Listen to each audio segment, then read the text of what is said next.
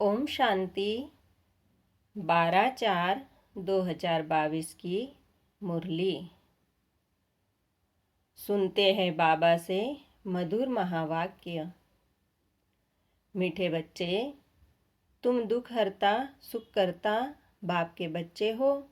तुम्हें मनसा वाचा कर्मणा किसी को भी दुख नहीं देना है, सबको सुख दो।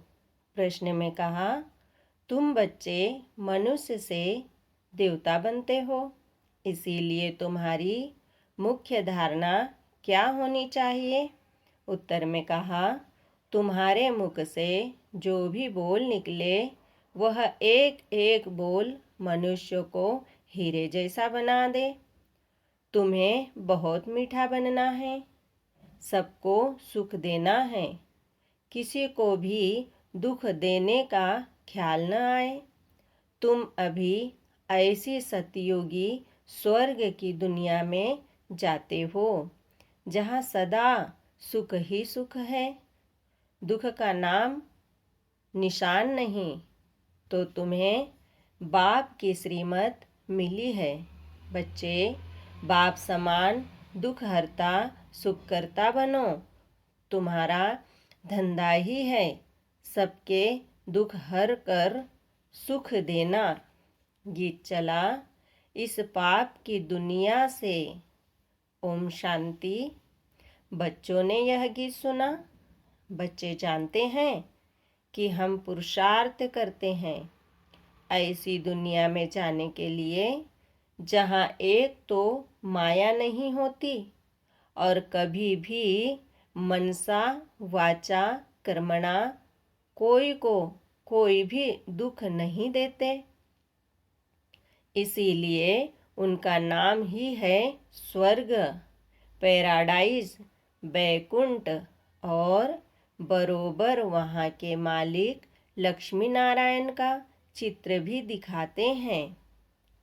फिर बाबा समझाते हैं, प्रजा का तो चित्र नहीं दिखाएंगे, लक्ष्मी नारायण का चित्र है, जिससे सिद्ध होता है कि उन्हों की राजधानी में जरूर ऐसे ही मनुष्य होंगे।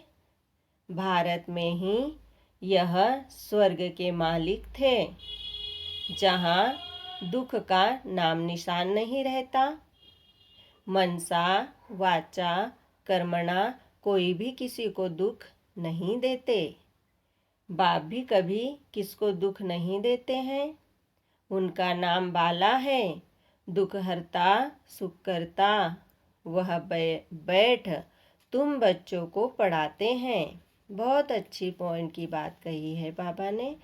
इस दुनिया में सभी मनसा वाचा कर्मणा एक दो को दुख देने वाले हैं। वहाँ मनसा वाचा कर्मणा सब सुख देने वाले हैं। परम पिता परमात्मा के सिवाय कोई भी स्वर्ग का मालिक बना नहीं सकता। बरोबर स्वर्ग था। यहाँ भी देखो, साइंस से क्या क्या बनता रहता है। एरोप्लेन, मोटरें, महल आदि कैसे बन जाते हैं। वहाँ भी साइंस सारी काम में आती है। ऐसे नहीं जमीन से कोई बैकुंठ निकल आएगा। बहुत सुंदर। जैसे दिखाते हैं, द्वारिका समुद्र के नीचे चली गई। जो समुद्र के नीचे जाएगी वह तो गल कर खत्म हो जाएगी। नए सिर सब कुछ बनना है तो बाप से जबकि हम बादशाही प्राप्त कर रहे हैं तो मनसा वाचा कर्मणा किसी के प्रति बुद्धि में दुख देने का ख्याल नहीं आना चाहिए।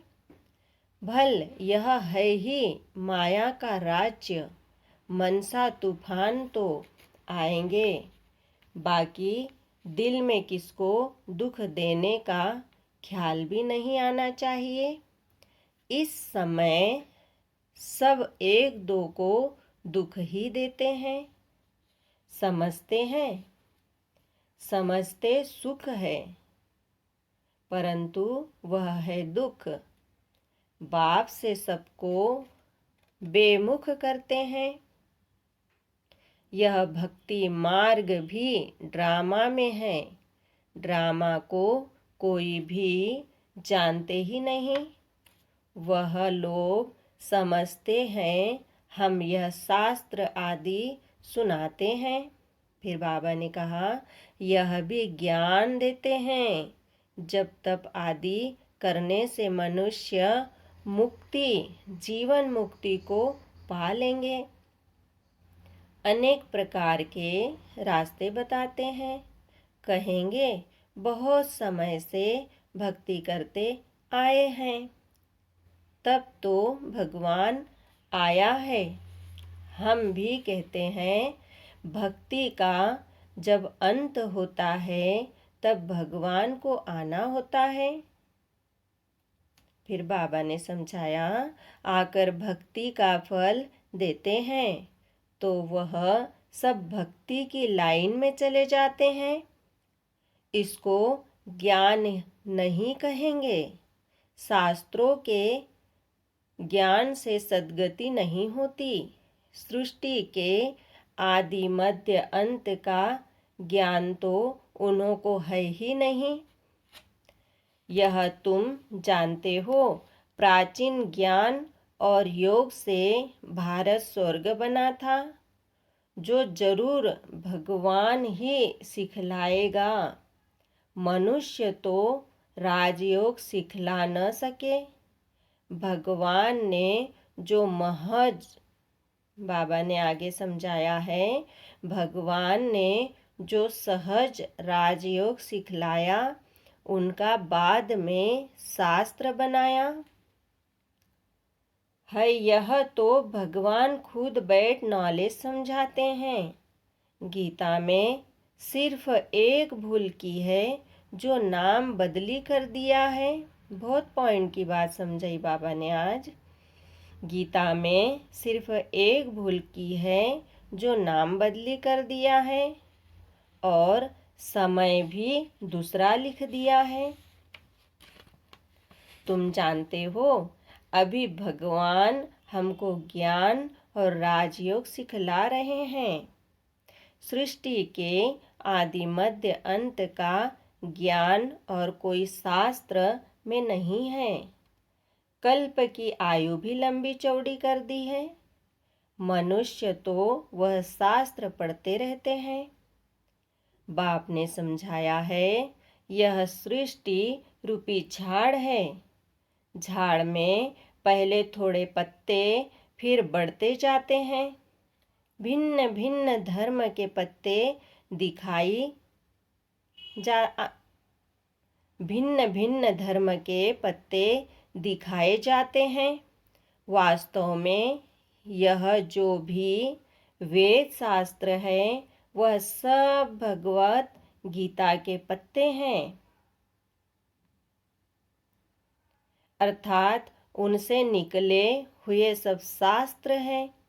तुम देखते हो बरोबर नए झाड़ की स्थापना होती है। तूफान आदि में कोई तो झट मुरझा जाते हैं, गिर पड़ते हैं।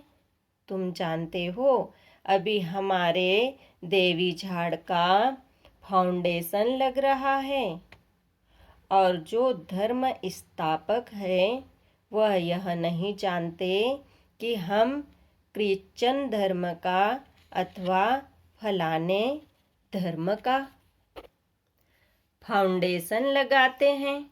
पीछे समझ में आता है कि फलाने ने यह फाउंडेशन लगाया। यहाँ तो कांटों को फूल बनाना होता है। तुम जानते हो हमको तो देवता बनना है, सबको सुख देना है। फिर बाबा ने समझाया किसी को दुख देने का ख्याल भी नहीं आना चाहिए। एक एक अक्षर मुख से ऐसा निकले जो मनुष्य को हीरे जैसा बना दे। बाप भी हमको ज्ञान सुनाते हैं, जिसको धारण करते करते हम हीरे जैसा बन जाते हैं। वास्तव में टीचर किसको दुख क्यों देवे, वह तो पढ़ाते हैं। हाँ, समझाया जाता है। अगर अच्छी रीति नहीं पढ़ेंगे तो 21 जन्म के लिए घाटा पड़ जाएगा। 21 जन्मों के लिए अब ही पुरुषार्थ करना है। बहुत सुंदर पॉइंट। 21 जन्मों के लिए अब यही पुरुषार्थ करना है। बाप मिला है, जिसको ही भक्ति मार्ग में याद करते थे। हे भगवान, साधु संत आदि सब याद करते हैं। भगवान तो एक है, परंतु वह कौन है यह नहीं जानते। श्री कृष्ण तो सतयुग में प्रिंस था। उनको तो ऐसे कोई नहीं कहेंगे कि वह सर्व का दुख हरता सुख करता है। वही श्री कृष्ण की आत्मा जो सुख में थी अब दुख में है। भगवान के लिए ऐसे नहीं कहेंगे ना, वह तो दुख सुख से न्यारा है। उनको मनुष्य का तन है नहीं। बाप जो स्थापना करते हैं वहाँ सुख ही सुख है। तब गाया जाता है, दुख हरता सुख करता। तुम जानते हो, हम रावण के राज्य में आधा कल्प दुखी थे। अल्प काल का सुख रहता है, बाकी दुख ही दुख है, जिसको सन्यासी लोग काग विष्टा समान सुख कहते हैं, क्योंकि विकार से पैदा होते हैं ना। लेकिन कोई पवित्र प्रवृत्ति मार्ग भी होगा जहाँ कोई भी विकार नहीं होगा। बरोबर वह सतयुग में था। उसका नाम ही है स्वर्ग। वह है पवित्र मार्ग, स्वर्ग। फिर पतित बनते हैं तो उनको कहा जाता है नरक भ्रष्टाचारी मार्ग। यह दुख सुख का खेल बना हुआ है। मनुष्यों को अभी अभी सुख अभी अभी दुख। उनको यह मालूम ही नहीं कि स्वर्ग में सदा सुख होता है, दुख का नाम निशान भी नहीं रहता। यह फिर सुख का नाम निशान भी नहीं है। बाबा ने क्या कहा, यहाँ फिर सुख का नाम निशान भी नहीं है। विकार में जाना यह तो दुख ही है। तब तो सन्यासी भी सन्यास करते हैं, परंतु वह है निर्वृत्ति मार्ग। सतयुग में प्रवृत्ति मार्ग था। वह था शिवालय, देवी देवताएं, लक्ष्मी नारायण आदि के जड़ चित्र मंदिरों में भी कैसे ताज व तख्त से सजे हुए हैं। भारत ही है जिसमें राजा रानी देवी संप्रदाय थे, और कोई धर्म में ऐसे नहीं है। भल राजाएं तो हुए हैं, परंतु डबल ताज नहीं है। सतयुग में शुरू से ही राजाई चलती है। आदि सनातन डबल सिरताज देवी देवता धर्म था। वह धर्म कैसे स्थापन हुआ, यह सब बातें तुम बच्चे ही जानते हो। शिव बाबा की मत से तुम दुख हरता सुख करता बनते हो। तुम्हारा धंधा ही यह है, सबका दुख हर कर सुख देना। अगर तुम भी किसको दुख देंगे तो कौन कहेगा कि यह दुख हरता सुख करता की संतान है। पहले मनसा में ख्यालात आते हैं, फिर एक्ट में आते हैं। तुम बच्चों को तो अति मीठा बनना है। भगवान पढ़ाते हैं, तो जब तक चलन तुम्हारी दैवी नहीं होगी तो मनुष्य तुम पर विश्वास कैसे करेंगे। बहुत सुंदर। तुम्हारी देवी नहीं होगी तो मनुष्य तुम पर विश्वास कैसे करेंगे। गीता में भी लिखा है, भगवानुवाच, मैं तुमको नर से नारायण बनाता हूँ। भगवान जरूर संगम पर होगा। फिर बाबा ने कहा, भगवानुवाच, मैं तुमको राजयोग सिखाता हूँ। तो जरूर पुरानी दुनिया का विनाश भी हुआ होगा। यह काम कोई कृष्ण का नहीं है। बहुत सुंदर। यह काम कोई कृष्ण का नहीं है। त्रिमूर्ति दिखाते हैं परंतु शिव को उड़ा दिया है। बाबा ने यहाँ पर अपने बच्चों को बहुत अच्छी शिक्षा दी है। अब है परंतु शिव को उड़ा दिया है। फिर कहते हैं, ब्रह्मा को तो 3 मुख होते हैं। यह एक मुख वाला ब्रह्मा कहाँ से आया। अब मनुष्य को 3 मुख कैसे होंगे। बाप कहते हैं, तुम मेरे समझू सयाने बच्चे हो। तुम ही विश्व पर राज्य करते थे। अब बाबा तुमको देही अभिमानी बना रहे हैं। अब अपने को आत्मा समझो। मुक्ति धाम में सबको अशरीरी बनाए भेज देते हैं। यहाँ आकर तुमने यह शरीर धारण किया है। शरीर धारण करते करते तुमको देह अभिमान पक्का हो गया है। अभी तुम अपने को आत्मा समझो। मुझ आत्मा ने 84 जन्मों का पाल्ट बचाया है। अभी यह अंतिम जन्म है। ऐसे ऐसे अपने साथ बातें करो। बाप कहते हैं, अभी तुम देही अभिमानी बनो। वापिस लौटना है, फिर तुम स्वर्ग में आएंगे। अभी तुम मेरे द्वारा स्वर्ग की बादशाही लेने की मेहनत कर रहे हो। फिर बाबा ने कहा, बाप को तुम भूल जाते हो तो खुशी का पारा नहीं चढ़ता है। शास्त्रों में कितनी भारी भूल कर दी है। शिव बाबा को ही उड़ा दिया है। बाबा ने कहा, शास्त्रों में कितनी भारी भूल कर दी है। शिव बाबा को ही उड़ा दिया है। पूजा करते भी कह देते हैं, नाम रूप से न्यारा है।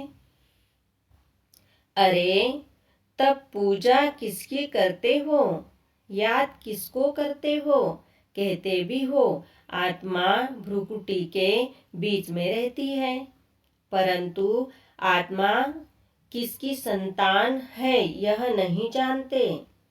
मैं आत्मा भ्रुकुटी के बीच में रह इस शरीर द्वारा पाल्ट बजाता हूँ। इस पुतले को नचाता हूँ। कठपुतलियों का डांस होता है ना, वह दूसरे आदमी बैठ डांस कराते हैं। पहले पहले तो देही अभिमानी बनना है और बाप जो कुछ समझाते हैं उसको धारण करना है। प्रदर्शनी में पहले पहले तो बाप का परिचय समझना है कि यह सबका बाबा है। वह निराकार, दूसरा साकार प्रजापिता, 2 बाबाएं हैं। तुम जानते हो, लौकिक बाप भी है, पारलौकिक बाप भी है। वह हद का, वह बेहद का अब नई रचना रच रहे हैं। हम वर्षा शिव बाबा से लेते हैं। ऐसी ऐसी बातें अपने साथ करके पक्का कर देना है। देही अभिमानी बनना है। हम शिव बाबा के पास पढ़ने जाते हैं। परम पिता परमात्मा निराकार है, साकार है प्रजापिता ब्रह्मा। तुम ही प्रजापिता ब्रह्मा के मुख वंशावली ब्राह्मण। तुमको ब्रह्मा ने एडॉप्ट किया है। तुम हो गए नई रचना ब्रह्मा ब्राह्मण। वह है पुराने जिस्मानी ब्राह्मण। वह जिस्मानी यात्रा कराते हैं। तुम रूहानी। तुम बच्चे अभी श्रेष्ठ बन रहे हो। यह है ही ईश्वरीय मिशन। भ्रष्टाचारी से श्रेष्ठाचारी बनने की मनुष्य तो बना न सके। वास्तव में सच्ची सच्ची सदाचार समिति तुम्हारी है। तुम्हारा लीडर देखो। बाबा ने कहा, तुम्हारा लीडर देखो कौन है। बाप कहते हैं, मैं फिर से राजयोग सिखलाने आया हूँ। यह वही संगम युग है। अभी मनुष्य से देवता बनाता हूँ। तुम जानते हो, हम शूद्र से अभी ब्राह्मण बन रहे हैं। ब्राह्मणों की है चोटी। ब्रह्मा भी चोटी है। ब्रह्मा में जो प्रवेश करते हैं उनको इन आँखों से देख नहीं सकते। बाकी तो सबको देखते हैं, बुद्धि से जानते हैं। निराकार बाप हमको पढ़ाते हैं। ब्रह्मा को तो ब्राह्मण यहाँ चाहिए। सूक्ष्म वतन में हो ना सके, एडॉप्ट करते हैं। व्यक्त ब्रह्म सो अव्यक्त बनता है। यह बड़ी समझने की बातें हैं। पहले पहले लक्ष्य को समझ लिया, फिर भल कहा भी बैठ पढ़ सकते हैं। मुरली रोजाना सुननी पड़े। एक दिन भी मिस होने से बड़ा घाटा पड़ जाता है, क्योंकि पॉइंट्स बड़ी गुहा हीरे रत्न निकलते हैं। कोई फर्स्ट क्लास रत्न निकला हो और मिस कर दिया तो घाटा पड़ जाए। रेगुलर स्टूडेंट बड़े एक्यूरेट होते हैं। अच्छी रीति पुरुषार्थ नहीं करेंगे तो ऊंच पद पा नहीं सकेंगे। यह तो बहुत ऊंची पढ़ाई है। सरस्वती को बेंजो और कृष्ण को मुरली दी है। वास्तव में कृष्ण को भूल से दे दी है तो ब्रह्मा। तुम जानते हो, यह शिव बाबा का मुख है। कृष्ण का और सरस्वती का तो कोई भी कनेक्शन नहीं है। सारी मुझ कर दी है।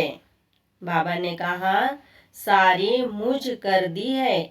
अच्छा, मीठे मीठे सिकिलिदे बच्चों प्रति माता पिता बाप दादा का याद प्यार और गुड मॉर्निंग।